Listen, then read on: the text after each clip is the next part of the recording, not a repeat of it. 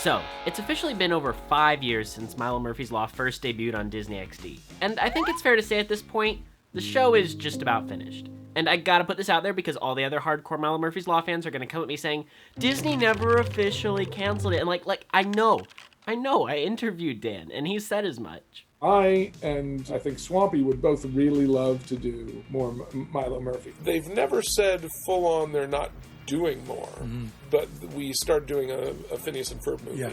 That's why this video is about why the show ended, and it has ended for now, and not a definitive statement about its ability to get a third season, Disney Plus special, or cameos in future Phineas and Ferb movies or Hamster and Gretel.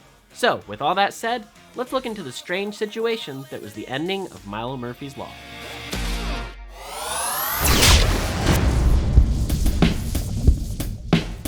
Today's episode is brought to you by my patrons at patreon.com/theseconddimension. If you'd like to support the channel and see what's in the works early, be sure to check it out. So, this story picks up right where our last one left off, with the ending of Phineas and Ferb. When Phineas and Ferb finished its run, Disney had already picked up Milo Murphy's Law to be aired on the Disney XD channel starting on October 3rd, 2016. Now, to fully understand why Milo Murphy's Law ended, you have to know a bit about Disney XD. You know that guys like us, we need a place to chill. We can bring it like we mean it and the action's real. Disney XD, all the other diesel time. Disney XD. This was Disney's teen channel, edgy channel. It used to be called Toon Disney, but then Disney really wanted to appeal to 6 to 11-year-old boys. According to Wikipedia, Disney XD carries the same name as an unrelated mini-site and media player on Disney.com, which stood for Disney Extreme Digital, though it's been stated that the XD in the channel's name does not have an actual meaning. Like, wouldn't XD be the perfect symbol for a channel focusing on comedies for older kids? But the branding is all aimed as for boys? I don't understand. But this channel began in 2009 and was where Disney sent any programming that felt too edgy for me. Like, imagine Disney creating an alt Twitter account and then putting a huge paywall in front of it promising better and edgier content. Oh, right. This channel wasn't included in most families' cable packages, so any show debuting new episodes on the channel was almost guaranteed to not be seen by the public at large, unless it was rerun on Disney Channel. Disney had moved all of its cartoons onto Disney XD, which is their stepchild network that nobody even knows where it is. It's like, not only does not every cable station get it, it's not where the other kids' shows are. It's like, well, if you knew about it and you really wanted to see those shows, you could. But it was like, and I told them, it's like, it's never going to get the numbers that Phineas did if we're on XD. And it's like, no, we know. And that's on studio leadership. The goal, from what I can tell, was to use this channel as a competitor to Cartoon Network and Nickelodeon, offering sitcoms to appeal to older kids, such as Lab Rats, Pair of Kings, Mighty Med, and the ever-remembered Crash and Bernstein, as well as a wide selection of cartoons. The problem with cartoons on Disney XD was that they rarely took off because the channel was behind a paywall. So Disney execs just kept making new show after new show, trying to find something that would be popular on the channel that no one in the age range to watch the shows had access to. Sure, some shows were guaranteed to stick around due to the Disney buyout, such as Avengers, Ultimate Spider-Man, Star Wars Rebels, and Pokemon, but if you were an original animated series on Disney XD, you would need to pray that you got more than 2 seasons, if that. Cake Watowski, 2 seasons. Motor City, 1 season, and I have gotten requests to cover that show. Tron Uprising, 1 season. Gravity Falls, 2 seasons, though this was intentional and the show started on Disney Channel. Randy Cunningham, 2 seasons. Wander Over Yonder, 2 seasons. The 7D, 2 seasons. Pen Zero, 2 seasons. Pickle and Peanut, 2 seasons. Lego Star Wars, 2 seasons. Billy Dilly's Super Duper Subterranean Summer, 1 season. Future Worm, 1 season. And of course, Milo Murphy's Law, with 2 seasons. The one original show to make it past this curse was Star vs. the Forces of Evil, which, guess what, moved to Disney Channel for its 4th season. DuckTales, which got 3 seasons, was a reboot with established characters, and Big Hero 6 the series was based off a theatrical film and just barely made it to season 3. So why exactly was this curse placed on Disney XD shows? Well, Disney was trying to create a channel for an audience that had already left the TV behind and moved to the internet to watch things. Gravity Falls blew up after being released as a Disney Channel original in 2012, and then to presumably drive more traffic to Disney XD, aired there for season 2. And guess what? Those ratings were nowhere close to the season 1 numbers, and we're still setting records for Disney XD with the airings of some of the series' bigger episodes, especially Weirdmageddon Part 3. So, in a sense, it worked? But for the large part, without shows starting on Disney Channel, there was no easy way for them to gain exposure to the general public, aka the people who would ask their parents to buy merch that would in turn make Disney want to make more show. So, Milo Murphy's Law got a Disney XD premiere, and the numbers just weren't there. Episodes aired with no fanfare, despite starting with a weekly episode schedule. But that's okay. A small fan base had begun to build around the series, and Dan and Swampy were playing into the new trend of serialized stories and mysteries that began with Gravity Falls, by taking the series' early episodes and creating two versions of each, one with and one without two characters who would soon become important to the show's overarching story: time travelers Cavendish and Dakota. The only problem was, the episodes were hardly ever given reruns to catch that. But that's okay. The show was treated decently. It got Disneyland Kids Meal placemats. It got a shared Comic-Con panel with heavy hitter show Star vs. the Forces of Evil, and promotion for the big mid-season event Missing Milo, which aired right in the middle of the hiatus between Season 1A and Season 1B, exactly as planned.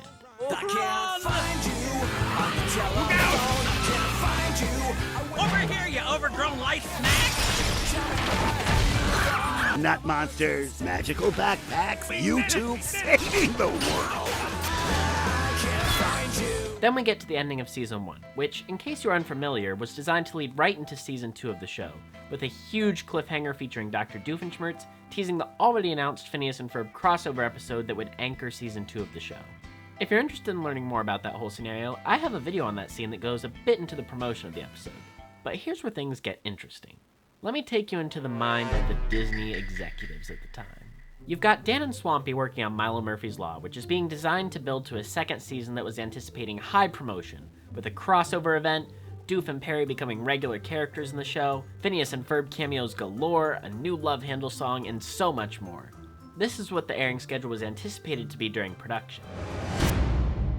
But then the mouse comes a-calling. Disney's got a new streaming service in the works, and they want a new Phineas and Ferb movie to help get the service off the ground, since it's Disney Channel's most popular television franchise. Dan and Swampy agree to work on it alongside and after Milo Season 2. Everything's great, but we've got Milo Murphy's Law over here, which is supposed to run and be promoted largely on Phineas and Ferb nostalgia. Houston, we've got a situation. Better stay by the phone. We made a Doofenshmirtz theme song takeover, we paid extra for the crossover's animation to look decent, and brought back all the original voice actors. But we can't sabotage the new movie's promotion as the grand return of Phineas and Ferb, which, let's be real, ended up being almost non-existent. Did anyone else know that this existed? So what's the plan? Well, if you weren't the United States Disney Channel, you aired Season 2 exactly how it was intended, with the Phineas and Ferb effect as a big event in the summer to shorten the length of the hiatus, then waiting a bit to release Season 2, but heavily hyping up Doofenshmirtz's appearances when it did arrive. Disney Channel Japan made it a summer special, going all the way to create exclusive merch and even host a fan preview event with the Japanese voice actors. Literally every other Disney Channel around the world knew what to do with this show, and did it in a timely fashion. This is perhaps best seen in the fact that of Season 2's 20 episodes, only 5 had their worldwide debut in the US. The last 5. The way Milo Murphy's Law was aired in these countries, specifically Japan, led it to gather a big fan base, with many cosplayers and artists excited for the show, hyping it up. It's kinda similar to what happened where Angel got super popular there due to good promotion for Lilo and Stitch the series. But back in the States, any audience that might have been gained from the Doofenshmirtz cliffhanger at the end of Season 1 was gone by the time Disney Channel finally decided to air the crossover, over 1 year and 3 months later. Aside from a few holiday specials, Season 1 ended on September 30th, 2017, and Season 2 began on January 5th, 2019. That's right, Disney's strategy for Season 2 was to just wait forever and not promote the show. It got so bad, Weird Al openly made fun of Disney Channel on Twitter for their awful scheduling. The show was moved to and premiered on the actual Disney Channel for its entire second season, which would be a good thing since it escaped the pit of Disney XD failure, but the new episodes aired at 7 a.m. on Saturday mornings as part of an animation block, in the earliest spot. The long-awaited Phineas and Ferb crossover debuted with little fanfare, mostly being promoted as the Season 2 premiere rather than an event unto itself. Milo Murphy's Law, the Phineas and Ferb effect. Time for some Murphy's Law and Order. New episodes episodes return Saturday, January 5th at 7. Though it did receive the most live views of any episode that season, likely due to it being a simulcast on Disney Channel and Disney XD. So season 2 aired in the US week by week until May 18th, 2019, when the season finale aired. In the week leading up to it, Disney at the very least did promote the finale.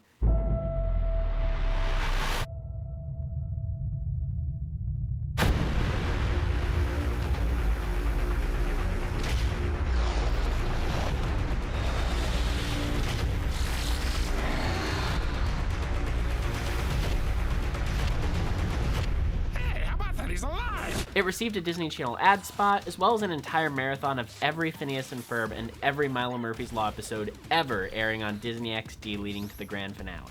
And when it aired, it actually got more views than Star vs. the Forces of Evil's series finale. An arguably much more popular and promoted show, and with the disadvantage of an earlier time slot. And when they finally put Milo's second season on Disney Channel, by the time it stopped, it was beating all the other shows in that in that time block.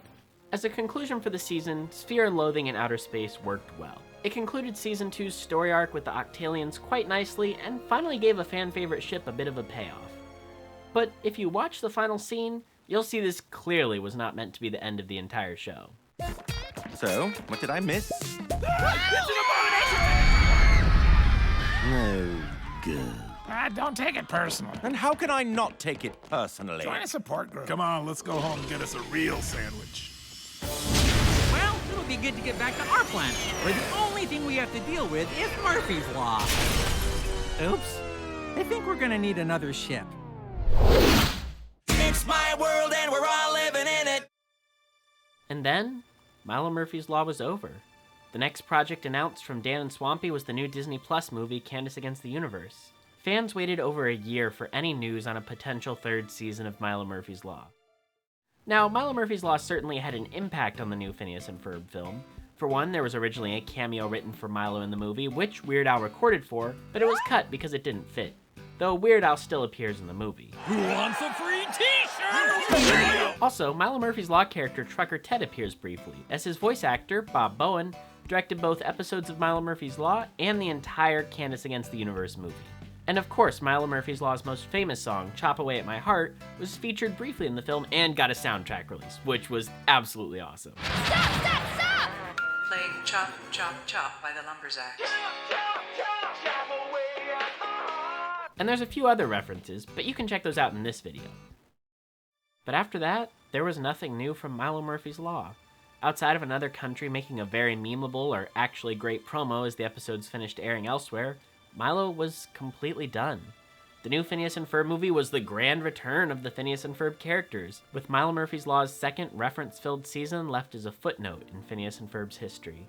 As far as I can tell, the marathon leading up to the Season 2 finale was the last time any Milo Season 2 episode was shown on Disney Channel or Disney XD.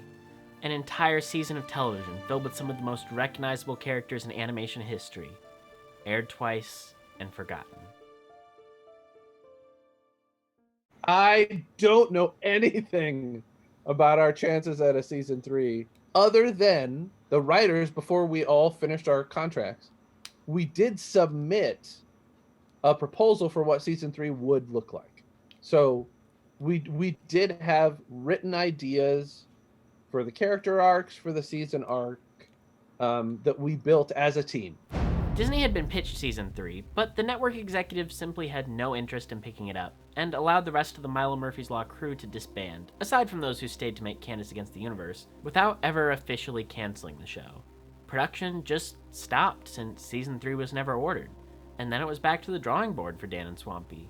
Dan worked furiously on his new pilot, Hamster and Gretel, which Disney decided to greenlight and should be premiering next year in 2022.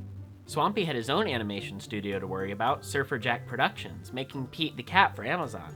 And they're both really busy, even though they'd still love to make a third season of Milo, a Disney Plus special, or really anything to give the show a proper conclusion. But right now, Disney's not interested, and unless the Disney Plus streaming numbers absolutely force them to make it, it's unlikely we'll see Milo Murphy's Law again. Trust me, I tried getting the show trending on Twitter last year on its birthday using the now commonly seen #RenewMML, and we only hit 28th place. It's not Infinity Train levels of popular, that's for sure. However, Dan has mentioned that Hamster and Gretel, Phineas and Ferb, and Milo Murphy's Law are all set in the same universe. So the odds of Milo Murphy's Law characters cameoing in future projects? I'd say it's highly likely. Especially if Disney greenlights another Disney Plus Phineas and Ferb movie, I think a cameo is almost guaranteed. And as a nice little button to this story, Disney actually apologized to Dan and Swampy for how they mistreated Milo Murphy's Law. We did get a nice apology from Disney, which doesn't help with good. these episodes, but at least somebody stood up and went, yeah, we messed that up. Sorry. So at least they recognize their mistake, and hopefully Hamster and Gretel will be treated much better by the channel than Milo Murphy's Law was. So the TLDR of this whole thing is this. Milo Murphy's Law ended because Disney treated the second season very poorly with regards to promotion and airtime, likely in order to make Candace Against the Universe be seen as the true return of Phineas and Ferb, thus boosting viewership for the movie rather than for the Phineas and Ferb crossover event, and Doof's return as a whole in the show. But for me, Milo Murphy's Law will always be incredibly special. It's the show that inspired me to make this channel, as I covered every twist and turn of Season 2's strange airing, analyzing every new Japanese crossover promo, theorizing about what the plot twists would be, being wildly surprised at each week's new Phineas and Ferb cameos, and enjoying the wacky, wild time that was Milo Murphy's Law. And no matter what its legacy is, it's always going to have a special place in my heart.